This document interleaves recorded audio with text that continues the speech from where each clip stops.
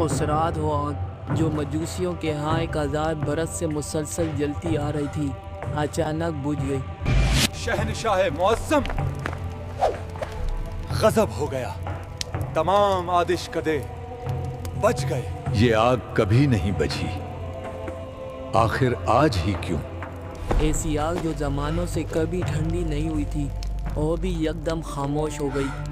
یوں محسوس ہوتا تھا جیسے کائنات کسی عظیم تبدیلی کا استقبال کرنے والی ہے۔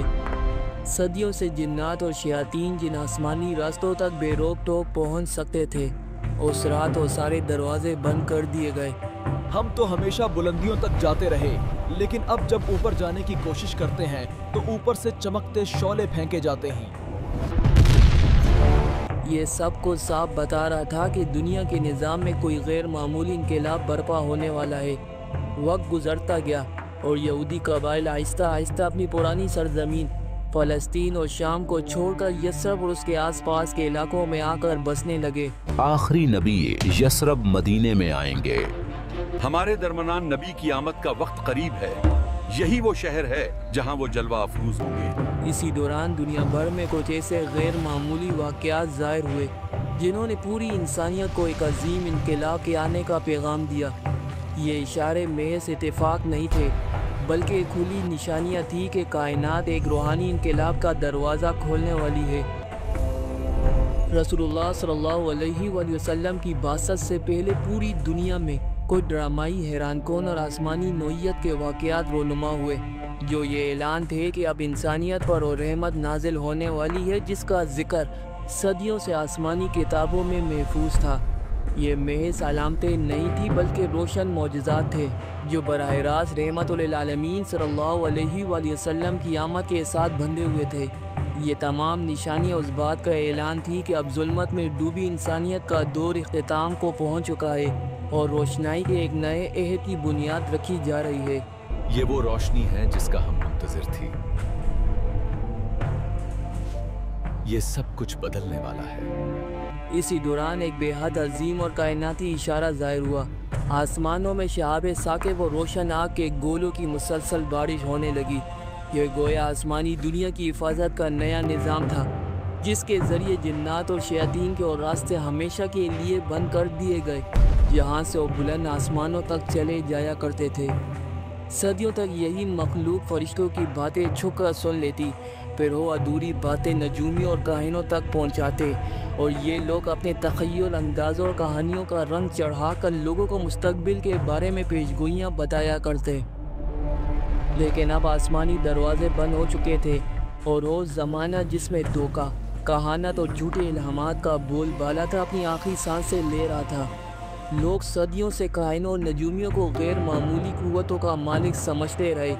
وہ انہیں ایسا شخص سمجھتے تھے جو غیب جانتا ہے، جو پردوں کے پیچھے کی خبریں سن لیتا ہے یا جس کے پاس کوئی پوشیدہ طاقت موجود ہے۔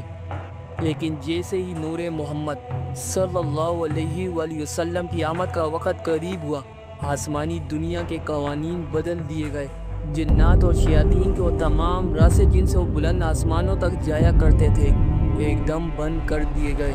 خود جنات حیران تھے کہ یہ کیا ہو رہا ہے۔ وہ کہتے تھے، لیکن اب جب اوپر جانے کی کوشش کرتے ہیں تو اوپر سے چمکتے شعلے پھینکے جاتے ہیں۔ آج نگرانی بہت سخت ہے، ایسا پہلے کبھی نہیں ہوا۔ یہی ان کا حیران کن مکالمہ اللہ نے قرآن پاک میں بڑے لطیف اسلوب میں بیان فرمایا ہے۔ سورہ حجر، سورہ جن، سورہ ملک اور سورہ صافات ان واقعات کو بڑی وضاحت سے بیان کرتی ہے۔ جنات کہتے ہیں، جب ہم نے آسمان کا رخ کیا تو اسے سخت محافظ اور بھڑکتے شعلوں سے بھرا ہوا پایا۔ پھر کہتے ہیں، ہم تو صدیوں تک وہاں بیٹھ کر فرشتوں کی باتیں سن لیا کرتے تھے، لیکن اب جو بھی سننے کی کوشش کرتا ہے اس پر آ کر دہکتا ہوا گولا پھینک دیا جاتا ہے۔ یہ آسمانی تبدیلی دراصل اس عظیم رحمت کی آمد کا اعلان تھی جو پوری دنیا کے نظام کو بدلنے والی تھی۔ صحیح مسلم حضرت ابن عباس رضی اللہ تعالیٰ عنہ بیان کرتے ہیں کہ رسول اکرم صلی اللہ علیہ وآلہ وسلم نے اپنے صحابہ سے فرمایا، آسمان پر چمکتے ہوئے یہ ٹوٹے تارے کسی انسان کی موت یا پیدائش سے نہیں گرتے۔ یہ وہ گمان ہے جو لوگ صدیوں سے کرتے آئے ہیں، لیکن حقیقت اس سے بالکل مختلف ہے۔ جب اللہ تعالیٰ آسمانوں میں کوئی اہم حکم صادر فرماتے ہیں تو شیاطین اس فیصلوں کو چوری چھپے سننے کی کوشش کرتے ہیں۔ اسی وقت رب العالمین کی طرف سے شہاب ثاقب، دھاگتے انگاروں، روشن میٹیورز اور آگ کے شعلوں جیسے شوٹنگ اسٹار کو چھوڑا جاتا ہے تاکہ ان ناپاک قوتوں کو آسمانی حدود سے دور کر دیا جائے۔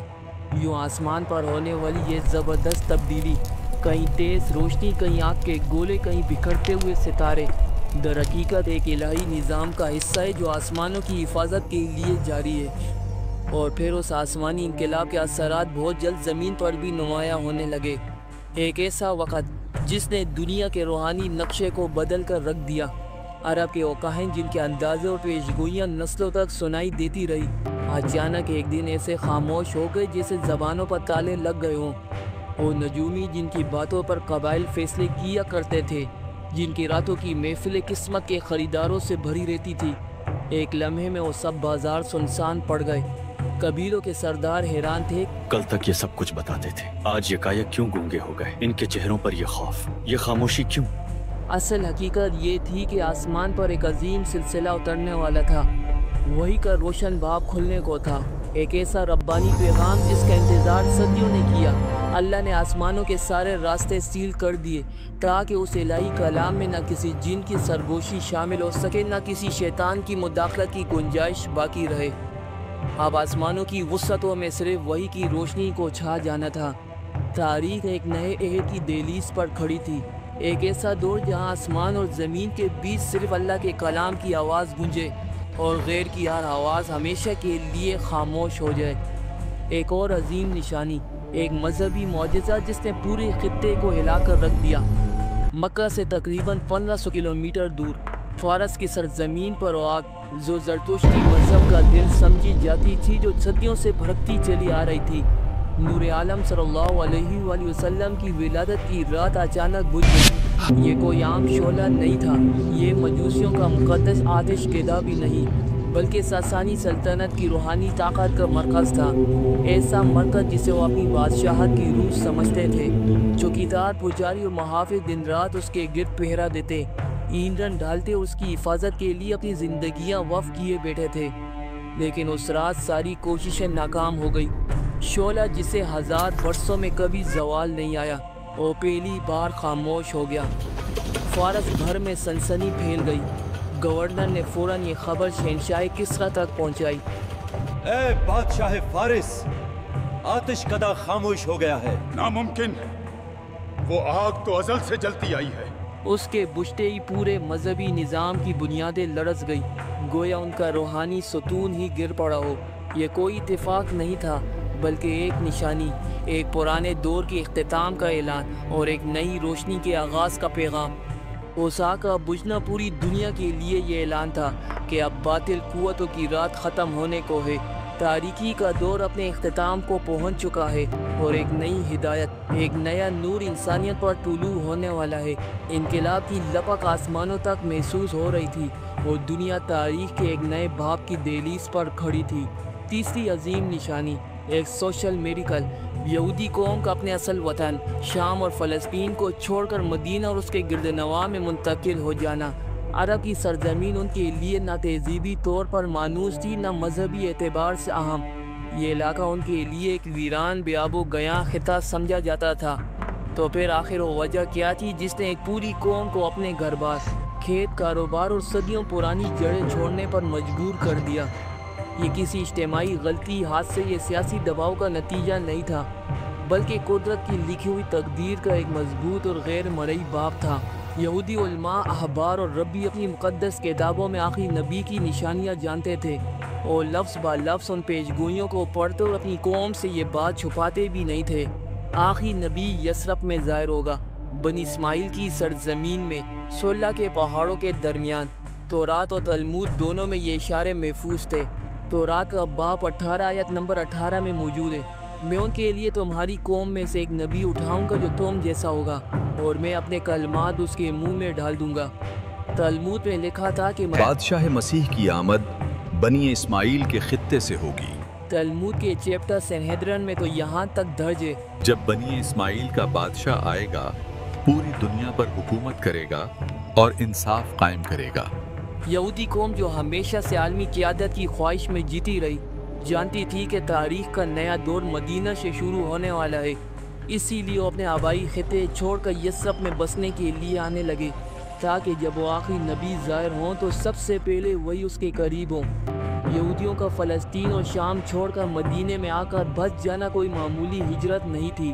یوس انسائکلوپیڈیا کے مطابق یہ پوری نقل مکانی اسی انتظار کا حصہ تھی، آخری نبی کے انتظار کا۔ ابن کثیر روایت کرتے ہیں کہ مدینہ کے یہودی مشرکین سے اکثر کہا کرتے تھے، تم دیکھ لینا، جب وہ نبی آئے گا ہم اس کے ساتھ ہوں گے اور پھر ہمیں تم پر برتری حاصل ہوگی۔ اسی حقیقت کو قرآن نے ایک جملے میں بیان کر دیا، یستفتحون علی الذین کفروا، یعنی وہ کفار کے مقابلے میں نبی آخر الزمان کی آمد سے فتح مانگا کرتے تھے، مگر اس انتظار کی سب سے حیرت انگیز تصدیق صدیوں کے پردے چیر کر 1947 میں سامنے آئی۔ فلسطین کے پہاڑی علاقے میں کمران غاروں کے قریب ایک عرب چرواہا اپنی بکریاں چراتا ہوا جا رہا تھا۔ اچانک ایک بکری ایک غار میں جا چھپتی ہے، چرواہا پتھر پھینک کر دیکھتا ہے اور اندر سے مٹکے ٹوٹنے کی آواز آتی ہے۔ وہ غار میں اترتا ہے تو وہاں قطار در قطار پرانے مٹکے رکھے ہوتے ہیں۔ ان مٹکوں میں قدیم صحیفے تھے، پرانی تحریریں، جنہیں وہ معمولی قیمت پر بازار میں بیچ دیتا ہے۔ بعد میں یہ صحیفے ماہرین کے ہاتھ لگے اور کاربن ڈیٹنگ سے پتہ چلا کہ یہ 2200 سال پرانے ہیں، یعنی حضرت عیسیٰ علیہ السلام کی آمد سے بھی پہلے کے۔ یہ قدیم تحریریں دراصل تورات اور تلمود کے حصے تھے جو صدیوں سے گم سمجھے جاتے تھے۔ انہی صحیفوں میں نبی عیسیٰ علیہ السلام کی پیشگوئیاں بھی ملتی ہیں، جہاں کیدار کا ذکر ہے جو اسماعیل علیہ السلام کے بیٹوں میں سے ایک تھا، اور وہ مقام جہاں ان کی نسل کے عظیم نبی نے آنا تھا۔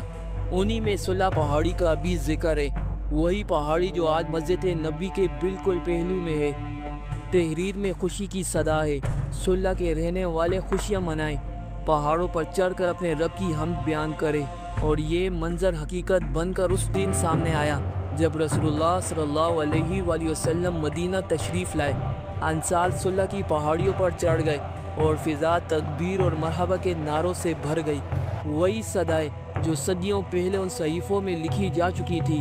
اسی لیے جب آخری نبی صلی اللہ علیہ وآلہ وسلم مدینہ میں جلوہ افروز ہوئے تو یہودی علماء کی ایک بڑی تعداد صدیوں کی پڑھی ہوئی پیشگوئیوں کو حقیقت بنتا دے کر اسلام لے آئی۔